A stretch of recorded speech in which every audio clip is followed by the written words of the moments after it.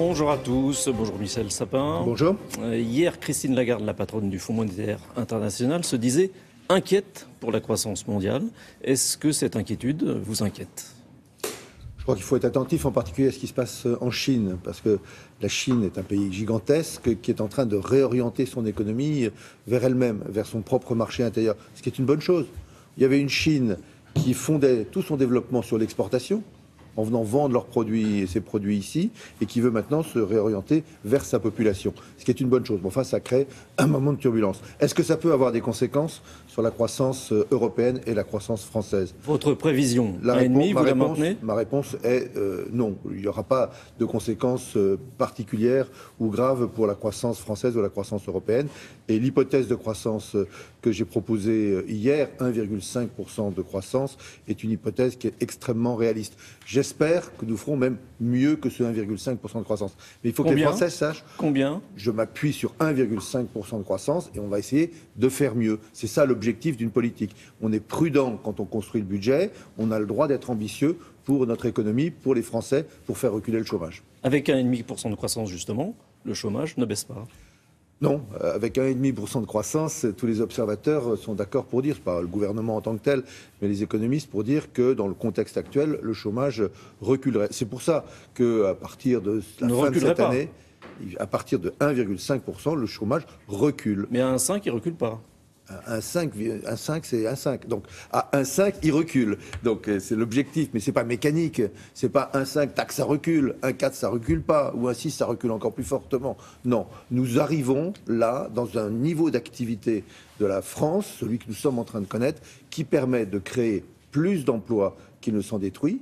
Et maintenant, l'enjeu, parce qu'en France, on fait beaucoup d'enfants, on a fait beaucoup d'enfants. Maintenant, l'enjeu, c'est de créer plus d'emplois qu'il n'y a de jeunes qui arrivent sur le marché du travail. C'est-à-dire, c'est ça, faire reculer le chômage. Cette fameuse inversion de la courbe du chômage, donc, ça serait pour quand ? Je ne veux pas retomber dans le même piège que celui qui nous a été tendu pendant 2 ans. Donc on ne va pas être là à annoncer l'inversion de la courbe du chômage. Non, nous voulons faire reculer le chômage. Au cours du 2e trimestre de cette année, le nombre d'emplois créés dans les entreprises a été positif. Il y a eu plus d'emplois créés que d'emplois détruits. Il faut continuer, amplifier. Et dans le budget pour 2016, nous continuons cet effort considérable en faveur des entreprises pour que les entreprises retrouvent des capacités d'investissement, des capacités de création d'emplois. C'est comme ça qu'on y arrivera. Justement, les entreprises, 9 milliards de baisse de charges. Pour les ménages, c'est 2 milliards. Les patrons sont chouchoutés. Oui, mais même les Français ne feront pas la comparaison comme ça. Ils savent très bien que les emplois se créent dans les entreprises. Ils ne cherchent pas ce qui se crée dans les administrations. Mais est-ce que jusqu'à maintenant, les patrons ont joué le jeu ? Non. Donc les Français savent très bien que c'est dans les entreprises que se créent les emplois et donc que c'est vers les entreprises qu'il faut avoir de l'attention, redonner aux entreprises qu'elles ont perdu au cours de ces dernières années, et tout particulièrement à la suite de la crise 2007-2008, c'est-à-dire une capacité d'investissement, de prise d'initiative, de prise de risque. Il faut qu'elles prennent des risques. Alors vous me disiez, est-ce qu'elles jouent le jeu ? C'est pas un jeu. Il faut que, du côté patronal, il y ait aussi cette reconnaissance de l'effort qui est fait par l'ensemble des Français. Ce n'est pas le gouvernement, ce n'est pas le Parlement qui fait l'effort, c'est l'ensemble des Français qui font un effort parce qu'il est légitime cet effort pour que les entreprises puissent recréer de l'emploi. C'est à leur tour d'y aller. C'est à leur tour de montrer qu'elles ont aussi confiance dans l'avenir et confiance dans les Français.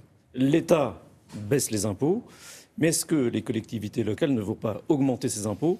Est-ce que ce qui est donné d'une main ne va pas être repris de l'autre ? Ce n'est pas les mêmes mains. Donc l'État prend ses responsabilités. Nous prenons nos responsabilités. Nous rendons en 2 ans aux Français qui payent l'impôt sur le revenu 5 milliards d'euros. En 2 ans, ce sont 12 millions de foyers fiscaux sur 17, les 2 tiers des Français qui payent l'impôt sur le revenu, qui vont voir leur impôt diminuer ou même éventuellement être effacé. Ça, c'est légitime parce qu'on leur a demandé des efforts à ces Français-là, qui sont modestes. C'est le cœur de la classe moyenne et il est légitime aujourd'hui de leur rendre le fruit de ces efforts. Mais vous baissez les dotations aux collectivités locales. Quant aux collectivités locales, moi j'ai écouté en 2014 ou en 2015 les campagnes électorales. Il y a eu d'ailleurs beaucoup d'alternance, comme on dit, de municipalités qui sont passées d'un côté à l'autre, ou de départements qui sont passés d'un côté à l'autre. À chaque fois dans la campagne électorale, ils disaient « nous n'augmenterons pas les impôts ». Alors je demande aux responsables des collectivités locales de tenir les engagements qu'ils avaient pris et de faire des efforts, non pas sur l'investissement, non pas sur de la construction, ça il y en a besoin, mais sur leurs dépenses de fonctionnement. Tout le monde doit faire des efforts sur les dépenses de fonctionnement. L'État le fait, la sécurité sociale le fait, les collectivités locales ont la capacité à le faire. L'autre nouveauté, c'est la déclaration par Internet. L'objectif, c'est quoi? C'est de préparer le futur prélèvement. Déclaration dématérialisée, comme on dit, par Internet, progressive. L'année prochaine, ce sont les ménages qui ont des revenus supérieurs à 40 000 euros qui devront faire leur déclaration par Internet. Et puis ensuite, année après année, nous diminuerons. Quel est l'objectif? C'est de simplifier la vie des contribuables eux-mêmes.